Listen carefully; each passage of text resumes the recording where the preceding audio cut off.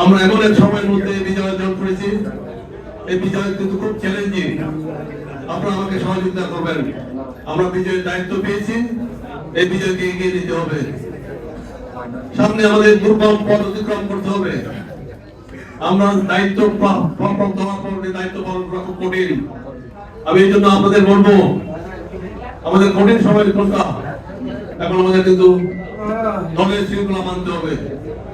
দলে যাতে বদনাম না হয় সেই বিষয়ে কিন্তু খেয়াল রাখতে হবে। তারেক রহমান সাহেব বলেছেন জিরো টলারেন্স। আমি বলতে চাই, এখন আপনারা কিন্তু জনগণের সেবক হয়ে গেলেন, জনগণের সেবক হয়ে গেলেন আপনারা। এখন জনগণের কথা শুনতে হবে, জনগণের সেবক হয়ে যাবে, প্রমাণ করতে হবে যে আমরা জাতীয় দল জনগণের সেবার দায়িত্ব নিয়ে আমরা এই বিজয় অর্জন করেছি।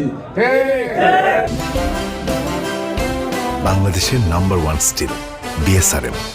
এই বিজয়কে সমৃদ্ধ নাগরিক করার জন্য আমি আপনাদের আন্তরিক সহযোগিতা কামনা করছি। আমি আশা করি আপনারা সার্বিক সহযোগিতা করবেন। এই বিজয়কে এগিয়ে নেওয়ার জন্য আমাদের কঠিন পরিশ্রম করতে হবে।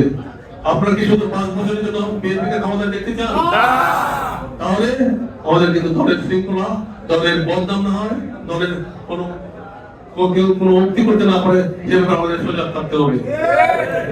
আমি আপনাদের কৃতজ্ঞতা প্রকাশ করছি। তৃণমূল থেকে যারা সর্বস্তরের জেলা পর্যন্ত অনেক কষ্ট পরিশ্রম করছেন, যাদের আমি চিনি না, আমার তাদের চিনতে হবে।